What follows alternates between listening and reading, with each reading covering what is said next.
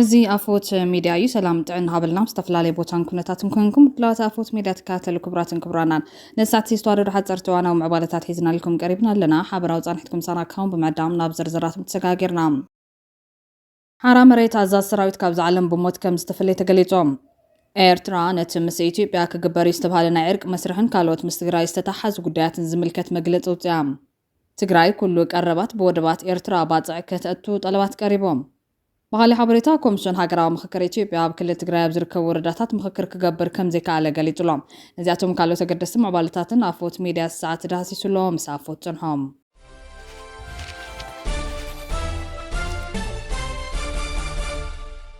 بقدامنت بيرو ባህልን ቱሪዝምን ትግራይ ምስ ዩኒቨርሲቲ ዋርሶ ናይ ምትሕባር ስምዕ ተፈራሪሞም ዋርሶ ፖላንድ ቢሮ ባህልን ቱሪዝምን ትግራይ ምስ ኣብ ሃገረ ፖላንድ ዝርከብ ዕውት ትካል ትምህርቲ ዩኒቨርሲቲ ዋርሶ ዩኒቨርሲቲ ኦፍ ዋርሳው ንመጻኢ ሓበራዊ ስራሕትን ኣካዳሚ ምትሕባርን ዝዓለመ ናይ ምርድዳእ ሰነድ ከም ዝተፈራረመ ፍሊጦም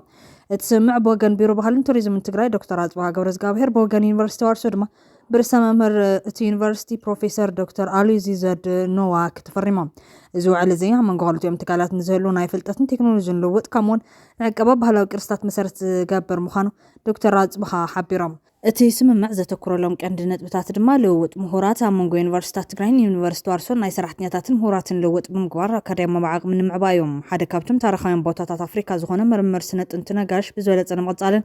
ንምዕቃብን ብሓባር ንምስራሕ ኣብ ዝተፈላለዩ ሳይንሳዊ ዓውድታትን ትካላዊ ርክባት ዝፀንዐ ምትሕባር ንምፍጣር ሓላፊ ቢሮ ባህልን ቱሪዝምን ትግራይ ዶክተር ኣጽብሃ ገብረዝጋብሔር ድሕሪ እቲ ናይ ፊርማ ስነ ስርዓት ኣብ ፋካልቲ መጽናዕቲ ኣፍሪካን ኤስያን ብዛዕባ ዘካየድዎ ምርምር ንምሁራት ዩኒቨርሲቲ መብርሂቦም ኣለዉ እዚ ዝተበፅሐ ስምምዕ መንጎ ትግራይን ፖላንድን ዘሎ ዲፕሎማስያዊ ርክብ ናብ ዝለዓለ ብርክን ምስግጋርን ንህንፀት ዓቕሚ ትካላት ትግራይ ዓብዪ ግደ ከም ዘለዎን ተኣሚኑ ኣሎ ነቲ ስራሕ ኣብ ምፍፃም ኣምባሳደር ፖላንድ ኣብ ኢትዮጵያ ኢሎና ካርቹትን ኣብቲ ዩኒቨርሲቲ ትምህርቶም ዝከታተሉ ዘለዉ ተመራመርቲ ዶክተሬት ወለድ ትግራይን ዓብዪ ኣበርክቶ ከም ዝገበሩ ተፈሊጡሎም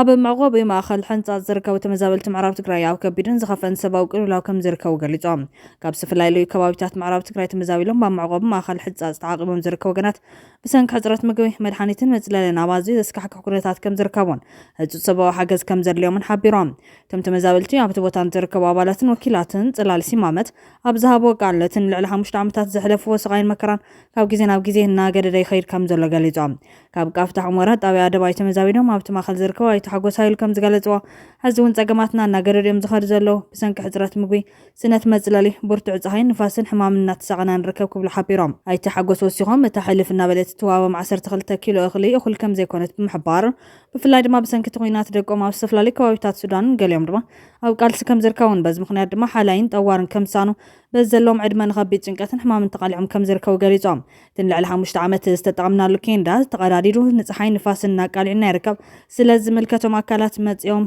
ዘለናሉ ሕሰም ይራይልና ክብሉ ድማ ፀዊዖም ብተወሳኺ ወይዘሮ ህዳት ኣረጋዊ ብወገነን ብሰንኪ ሕፅረት መድሓኒት ህይወት ሰባት ይቕዘፍ ከም ዘሎ ብምሕባር ብፍላይ ነብሰ ፁራትን ወላዳትን ኣብ ከቢድ ሓደጋ ከም ዘለዋን ሕፅረት ዝተማይ እውን ተወሳኺ ከቢድ ፈተና ኮይኑ ከም ዘሎ ገሊፀን ወይዘሮ ህዳት ተስዒባን ነቲ ዘሎ መፅለሊ ብሰንኪ ነዊሕ እዋን ምፅንሑ ተበላሽን ተቐዳዲዱን ብምዃኑ መፅለሊ ሲኢና ኣለና ኣብዚ ሓፂር እዋን ናይ ምግቢ መድሓኒትን መፅለልን መፍትሒ ሓገዝ እንተዘይገይሮም ህዝብና ናብ ዝኸፍአ መከራን ጠቕሊሉ ናብ ናይ ምፅናት ሓደጋ ከም ርሒቅ ክብላ መረረተን ገሊፀን ስለዚ እዞም ኣብ መዕቆብ ማእኸላት ሕጻት ዝርከቡ ወገናት ወዲቖምሉ ዘለዉ ዘስካሕክሕ ኩነታት እናገደደ ዝኸይድ ዘሎ ሰብኣዊ ቅልውላውን ግዜ ዘይወሃቦ ህፁፅ ጉዳይ ምዃኑ ብምግንዛብ ብፍላይ ድማ ዝምልከቶም መንግስታዊ ኣካላት ነዚ ዝጠፍእ ዘሎ ህይወት ወገናት ንምድሓን ቀዳምነት ሂቦም ብትኹረት ክሰርሕሉን ሓላፍነቶም ክዋፅኡን ብትርን ንፅዋም ተወሳኺ ዓለም ለኸ ገበርቲ ሰናይ ትካላት ከምኡውን ሰብኣውነት ዝስምዖም ኩሎም ወገናት ነዞም ብሰንኪ ሕፅረት ምግቢ መድሓኒትን መፅለልን ኣብ ከቢድ ስቃይን ዝርከቡ ተመዛበልቲ ወገናትና ኣድላይ ዘበል ሓገዝ ብምብፃሕ ህይወት ንምድሓን ክትረባረቡ ከም ትካል ደጊምና ህፁፅ ሰብኣዊ ፃውዒትና ነቕርብ ኢላ ጽላል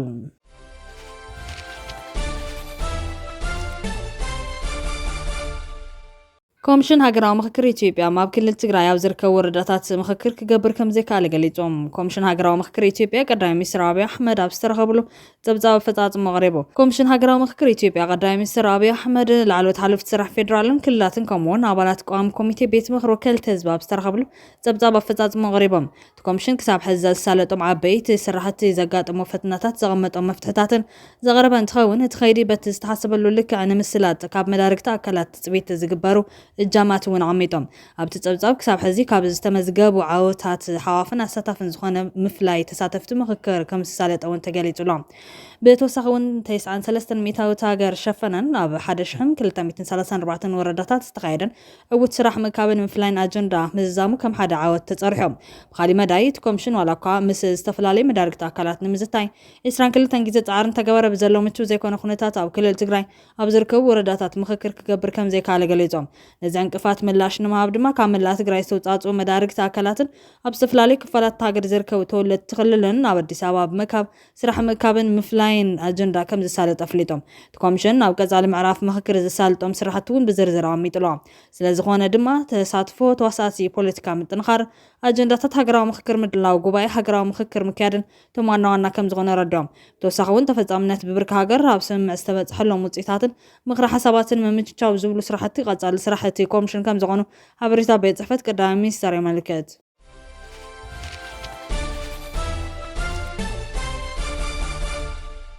ኤርትራ ነቲ ምስ ኢትዮጵያ ክግበር ዝተባሃለ ናይ ዕርቂ መስርሕን ካልኦት ምስ ትግራይ ዝተተሓዙ ጉዳያትን ዝምልከት መግለፂ ኣውፅኣ ሚኒስትር ዜና ኤርትራ የማነ ገብረመስቀል እቲ ፓትሚኬን ኢሉ ዝጠቐሶ ገዛ ሰልፊ ብልጽግና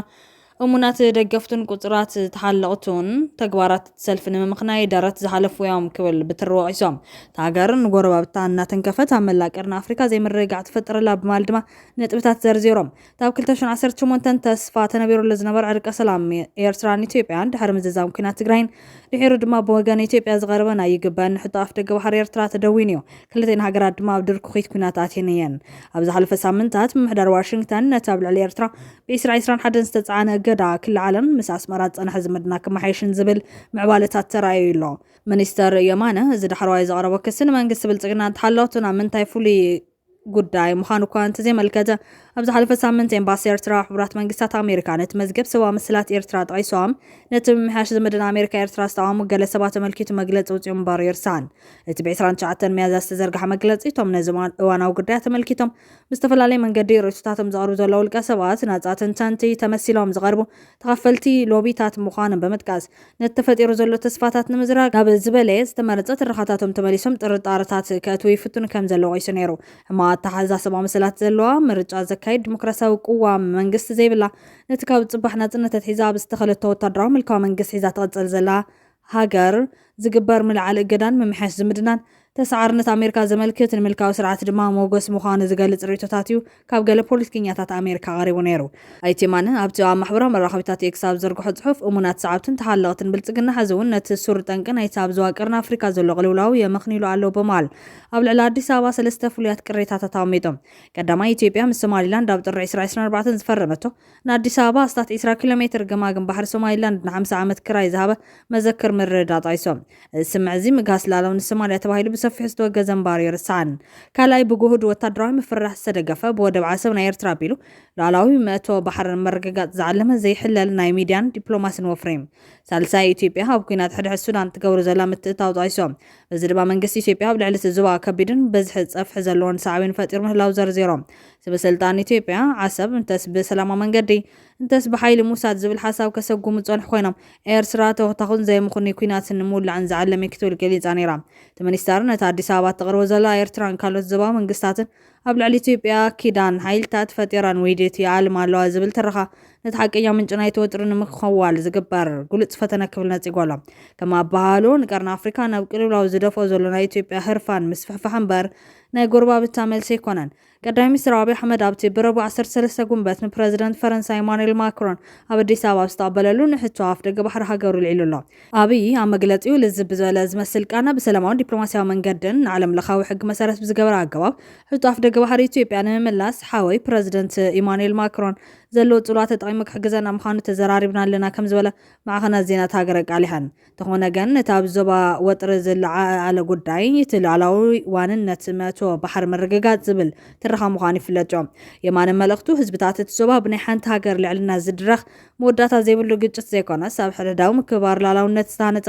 ነባሪ ሰላም ይደልዩ ክብል ኣስሚሩሎም እዚ ከምዚ ኢሉ እንከሎ ሚኒስተር የማነ ነቲ 31 ኣህጉራውያን ዘይመንግስታውያን ማሕበራትን ኣብ ባይተ ሰብኣዊ መሰላት ሕቡራት ሃገራትን ዘቕረቦ ፃውዒት ናይ ጸለመ ወፈራ ክብል ወቒሶም ወሲኹ እቶም ነዚ ፃውዒት ዘቕርቡ ዘለዉ ኣካላት ናብቲ ሃገር ረጊፆም ዘይፈልጡን ብሓፈሻዊ ገላልጻ ብዛዕባ ኤርትራ ኣፍልጦ ዘይብሎም ምዃኖም ገሊጾም እዚ ግብረ መልሲ ሚኒስትር የማነ ዝመጽእ ዘሎ ተን ዘይመንግስታውያን ማሕበራት ብ12 ጉንበት 2026 ኣብ ዝጽሓፎ ደብዳቤ ኣብቲ ካብ 15 ሰነ ክሳብ 10 ሓምለ 2026 ዝካየድ መበል 62 ስሩዕ ኣኼባ ባይቶ ሰባ መሰላት እቲ ባይቶ ንስልጣን እቲ ፍሉይ ልኡኽ ዘናውሕ ጽኑዕ ውሳነ ክሕልፍ ድሕሪ ምጽዋዕን እዮም።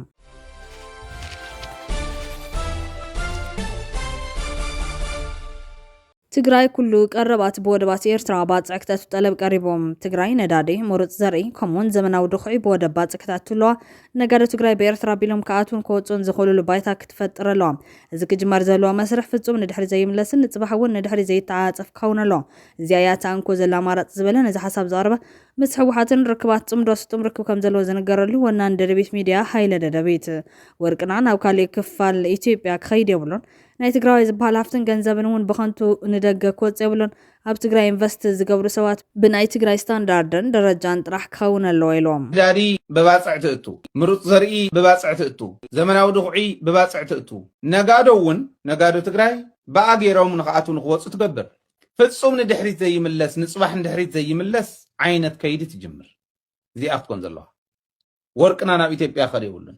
ገንዘብ ናይ ትግራዋይ ትበሃል ናብኡ ክትከድ የብላን ኣብ ትግራይ ኢንቨስት ዝገበሩ ብናይ ትግራይ ስታንዳርድ ይኾኑ ብናይ ትግራይ ደረጃ ይኾኑ